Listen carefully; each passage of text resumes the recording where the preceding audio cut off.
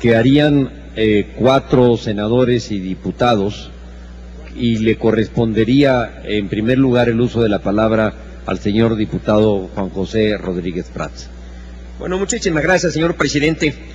Yo, como siempre, agradezco a los expositores. Creo que es un tema que efectivamente muy complicado. Casi todos se refirieron al tema, y eso pues es de reconocer. Ahora como que se diluyó, y me sentí un poco decepcionado, porque se me había ofrecido por alguno de los participantes un nuevo discurso, y vine a escuchar el discurso de siempre, retórico, hueco, encasillar ideas, que es no hacer el trabajo parlamentario, y en la ignorancia pues buscar rendijas para escapar de los cuestionamientos serios. Yo no sé si ustedes coinciden, y yo creo que de estos eventos, que hay un gran desprestigio en la clase política. Yo creo que si hiciéramos una encuesta, hay un gran desprestigio, y creo que mucho de eso deriva de la ligereza con la que cambiamos nuestro punto de vista. Esos virajes, esa falta de congruencia creo que nos hace daño. Tal parece que alguno de nosotros no tan solo está chocheando, sino que se olvida de algunas cuestiones fundamentales y de la historia. Yo creo que aquí podemos partir de un principio fundamental. Todos tenemos derecho a tener nuestra propia opinión, como bien lo expresó Manlio Fabio Beltrones, pero no tenemos el derecho de tener nuestros propios datos, porque ahí se rompe el compromiso con la realidad.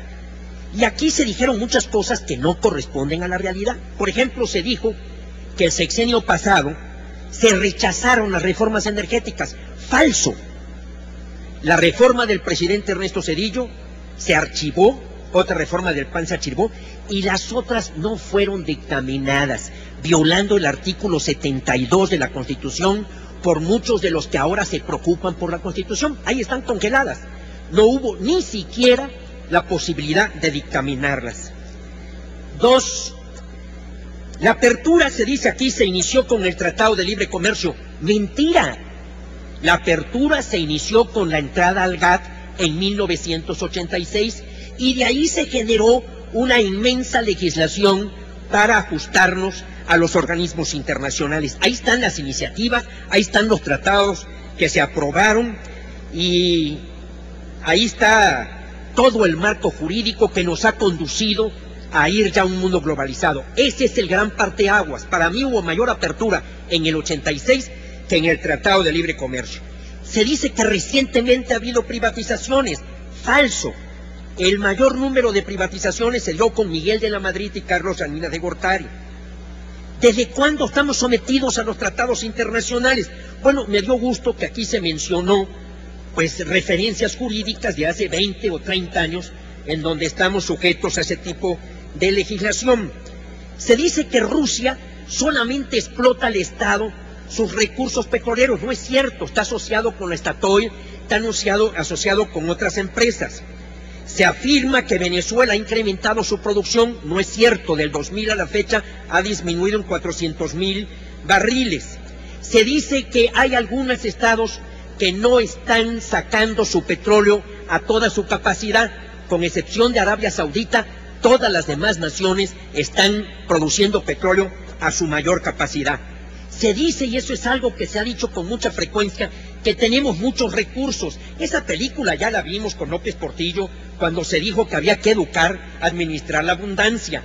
Tenemos el rigor y la responsabilidad como legisladores que cada centavo se invierta a donde más se requiere. No nos dejemos guiar por la demagogia que a veces se escuda o se disfraza de nacionalismo. Aquí se dijo de que se interpusieron juicios en contra de los contratos de servicios múltiples o en contra de las reformas hechas. Yo pregunto, ¿a quién beneficiaron esos juicios? Se creó incertidumbre jurídica y se benefició a las empresas extranjeras. A lo mejor sus promotores se llevaron alguna tajadita, pero ahí las empresas extranjeras fueron las beneficiadas. Por eso, cuando se dice que se deben ir a juicio político los que han provocado el desastre petrolero, pues a mí esto me entusiasma mucho, porque pues es una confesión plena y tácita de oferta de suicidio político. Yo creo que Carlos Fuentes dijo una cuestión de que cada generación o la historia de México es un enlace de generaciones frustradas. Si vemos el siglo XX, vemos una tremenda confusión, vemos tremendos viajes en la política. Y yo ahí coincido con don Víctor Flores Olea cuando habla de discutir a fondo y dentro del escenario nacional. Pero veamos también dónde está el interés público, porque se dice el petróleo es de los mexicanos. Sí, pero vendemos 1.500.000 barriles de petróleo crudo al extranjero. Entonces no es cierto que sea de los mexicanos, estamos vendiendo la riqueza de los mexicanos al extranjero. Tenemos que agregarle valor. Y podría yo mencionar muchísimas cifras de lo que está hoy en una forma dependiente de México, en diésel, en gas natural, en gas LP, en gasolina. Yo creo que nuevamente, como al principio de la República Mexicana, José Mariolis Mora dice, están en lucha dos fuerzas, las fuerzas del retroceso y las fuerzas del progreso. Yo anhelo fervientemente que triunfen las fuerzas del progreso. Muchas gracias, señor presidente.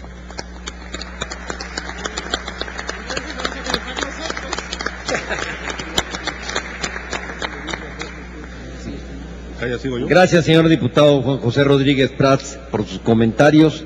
Le solicito a continuación al señor diputado Samuel Aguilar que haga uso de la palabra. Gracias, senador Labastida.